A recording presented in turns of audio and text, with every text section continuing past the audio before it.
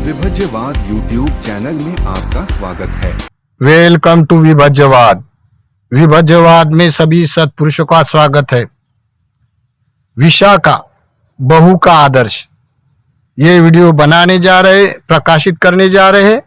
ये वीडियो देखने से पहले विशाखा का इस बुद्ध शासन में क्या क्या योगदान रहा है और कौन सा आदर्श रहा है, तो पुत्री के रूप में, बहू के रूप में, उपासिका के रूप में, तो पहला वीडियो देखना अनिवार्य है।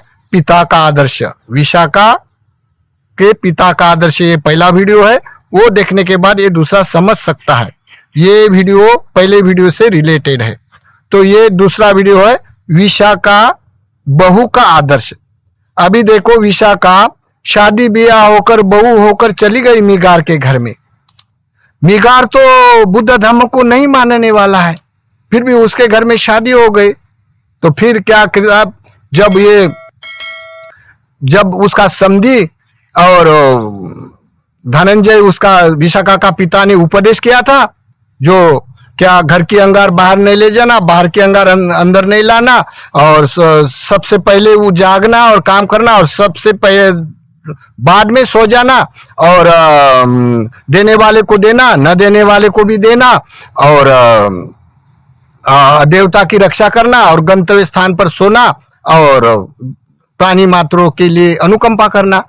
इतने गुण विशाखा के पिता ने संस्कारित करते हुए उसको भेजा था। देखो, विशाखा ने समझ लिया था ये अभी बहू के रूप में उसको फॉलो करना है। तब देखो, विशाखा जब बहू होकर आई, आने के बाद वो देखने के लोग उमड़ पड़े, वाद विवाद हुए, झगड़े किए और विशाखा को देखने के लिए। तो विशाखा एक बड़ी जगह देखकर खड़ी हो गए, बोलते देखो, मुझे देखने आपकी बहू आपकी लड़की जैसी हूँ, मेरे लिए क्यों झगड़े करते हैं, ऐसा बोलकर वो सामने आई। तब मिगार बोलता है, मेरी बहू होकर जरा भी शर्म नहीं करती, लज्जा करना चाहे तो सामने गई है। ऐसा उसके मन में द्वेष भाव उभर कर आया था, क्योंकि मिगार ये आत्मवादी श्रमणों का शिष्य था और विशाखा बुद्ध धर्म संघ के प्रति श्रद्धा करने वाली थी। इसका विरोधाभास हो ही जाता था। तो क्या हो गया, फिर कुछ दिनों के बाद मिगार ने अपने घर में आत्मवादी श्रमण बुलाए, दर्शन हेतु कार्यक्रम किया, शादी का मंगलाचरण। तो भाई सब आ गए, उनके वाले जो आत्मवादी श्रमण आ गए। आ जाने के बाद किसी के आंखें में पूरी तरह निर्वस्त्र थे।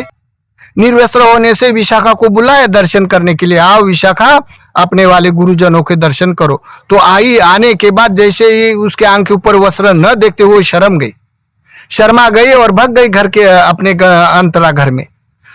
ससुर बोलते आओ ना विशाखा, तो बोलते हैं आप उनके आंख के ऊपर कपड़ा दे दो, मैं वंदना करने के लिए, पूजा अर्चना करने के लिए, दर्शन करने हेतु आ जाऊंगी। तो ऐसा बोलते हुए मिगार का बड़ा अपमान किया। अपमान होने से तब भी वो गुस्सा किया विशाखा के प्रति और उसके पिता के प्रति, ये मेरी बहू होने लायक नहीं है। फिर भी वो उनका आदर्श गांव वाले के लिए और उसके वाला उसका पति के लिए बड़ा आदर्श मालूम होता है।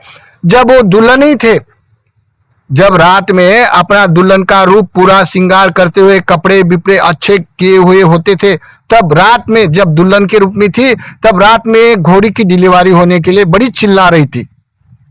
घोड़ी बड़ी चिल्ला रही थी, तो वो घोड़ी की डिलीवरी करने के लिए अपने बहू के रूप में, देखो ऐसी कोई बहू करते, वो तो लज्जाशील अपने में रहती है, लेकिन वो विशाखा ऐसी नहीं रही। अपनी दासी लेके वो घोड़ी की डिलीवरी करने के लिए चल गई।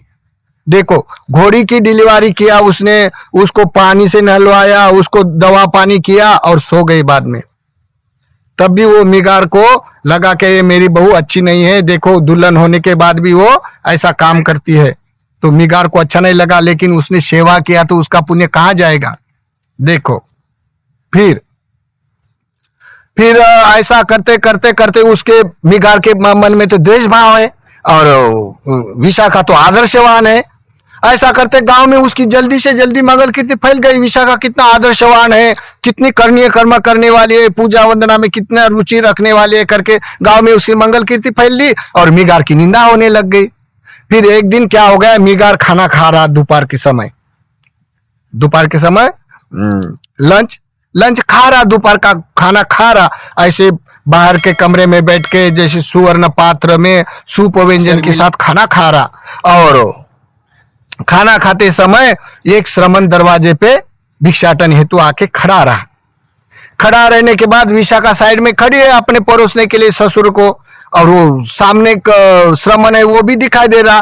तो मिगार श्रमणों की तरफ देखता लेकिन उसकी दान देने की इच्छा नहीं, क्योंकि वो विशाखा का विरोध करने वाला है और विशाखा के गुरुजनों का बुद्ध धर्म का विरोध करने वाला है। इसी कारण वो मिगार बोल नहीं रहा क्या विशाखा उसको परोस दो, पात्र में भोजन परोस दो, पुण्य होगा, ऐसा नहीं बोल रहा। और विशाखा राह देख रही, मेरे ससुर बोलेगा और मैं दान दूंगी। विशाखा का मन है दान देना, लेकिन मेरा ससुर देने की इच्छा नहीं करता है, उसका हाव भाव देखता है लेकिन मन नहीं करता है उसका देने का। विशाखा ने जान लिया।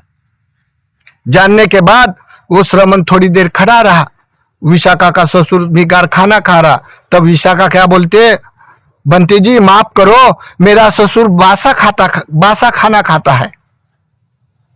अभी देखो ऐसा बोल के श्रमण तो चला गया, लेकिन मिगार को इतना गुस्सा आ गया, बोलता अरे मैं इतना ताजा खाना खा रहा और ये विशाखा मेरे को बासा खाना खाने के लिए खा रहा हो, ऐसा बोल रहा और मेरी निंदा करते हैं गांव में। ऐसा करके वो चिढ़ा के उसने मीटिंग भरवाई, लोगों को बुलवाया, पंचायत किया। बोलता है ये विशाखा इतनी इतनी गुण से युक्त है, मेरे घर में आती है और वो ऐसे ऐसे करती है, मेरे गुरुजन की पूजा नहीं किया और मैं अच्छा खाना खा रहा, ताजा खाना खा रहा, फिर भी मेरी निंदा किया, क्या मेरा ससुर बासा खाना खा रहा। तब उसका न्याय कर रहे लोग, बोलते ये दुल्हन थी, तब ये नवविवाहित होने के बाद घोड़ी की सेवा किया, क्या करना जरूरी थी। और दुल्हन आने के बाद भी चौराहे पे खड़े होके लोगों को बतलाया क्या देखो आप गर्दी मत करो, तो ये उनका आदर्श रहे। ऐसा करके उसके बाप ने जतलाया घर के अंगार मत देना। अभी देखो हम अंगार एक दूसरे घर में देता है, लेकिन ये बोलता है नहीं देना। तब विशाखा बोलते मेरे पिता ने ठीक ठीक आदर्शवान उपदेश किया है और मैं ऐसी पालन करती, मैं समझा लेकिन आप नहीं समझे। तो बोलते घर के अंगार बाहर नहीं देना क्या मतलब होता है। तो बोलते हैं देखो कमिटी जो पंचायत समिति में बैठे जितने हैं पंच समिति के लोगों ने देखो घर की अंगार बाहर नहीं ले जाना, घर की निंदनीय शब्द, घर की निंदनीय बातें बाहर नहीं देना, इसका अर्थ ऐसा होता है। तो लोगों ने ताली बजाई, विशाखा कितनी अच्छी समझदार है करके। और बाहर की निंदनीय बातें हमारे घर के अंदर नहीं लाना, ये आदर्श होता है बहू का। तो विशाखा की तरफ सब हो गए। बोलते देख फिर घोड़ी के तो जैसा कोई जानवर हो वो कुछ नहीं कर सकता, मनुष्य कर सकता है। तो जिसका उद्देश्य है वो रह नहीं जाता, चाहे दुल्हन हो चाहे कोई कुछ भी हो, वो समय उत्तम होता है सेवा करने का, उत्तम पुण्य संपादन करने का। तो मैंने घोड़ी की सेवा किया तो पाप नहीं किया दुल्हन होते हुए। तब भी सब गांव वाले लोगों ने उसके तरफ बोला विशाखा कितना आदर्शवान है। ऐसा करते करते विशाखा की मंगल कीर्ति फैली। बोलते मेरे गुरु को वंदन करने के लिए नहीं आया, पूजा करने के लिए नहीं आया। बोलते हैं जो निर्वस्त्र होते हैं उसी पूजा करना अच्छा नहीं लगता है, उसे वस्त्र ढाक कर रखना है, लज्जाशील होता है, लज्जा अंग होता है। ऐसा करके वो समझा रहे। फिर भी सभी गांव के लोग उसके विशाखा की तरफ हो गए। ऐसा करते करते फिर बोलते ये देखो ये बासा खाना खा रहा मेरा ससुर। श्रमणों को बोला श्रमण आप जाओ, मेरा ससुर बासा खाना खा रहा। ऐसा बोला, मैं तो ताजा खाना खा रहा था। तो विशाखा बोलती है बासा खाने का मतलब ये मेरे ससुर जी नहीं जानते। बासा का मतलब जैसे हमारे पास जो भी आयु वर्ण सुख बल धन द्रव्य है ये पूर्व जन्म के पुण्य के कर्म के कारण। तो पूर्व जन्म का पुण्य बासा है, अभी नया भी पुण्य कर्म कर सकता ना। जैसे श्रमण दरवाजे पे है तो उसको थोड़ा भोजन दान देने से पुण्य नहीं हो जाता था। तो वो श्रमण रहते हुए मेरे ससुर ने इच्छा नहीं किया दान देने की, क्योंकि वो देश करता है बुद्ध धम्म संघ का। इसी कारण मैंने बोला भंते जी मेरा ससुर बासा खाना खा रहा, इसका मतलब वो पहले पुण्य किए हुए कमाई का खा रहा, नया पुण्य नहीं करना चाहता है। तो विशाखा की बात इतनी समझ में आ गई, गांव में लोग विशाखा की तरफ हो गए। और ये विशाखा का फिर ससुर ऐसा बाल टूटे हुए खेकड़े के समान हो गया, लोगों के सामने बोलते हैं विशाखा कितना आदर्शवान, लोग उनकी प्रशंसा करते और मेरी निंदा करते, क्या करे क्या करे। तो बोलते विशाखा बोलते आप अभी भी पुण्य कर सकते हैं, भिक्षु संघों को बुलाओ और अपने हाथों से भोजन दान दे दो।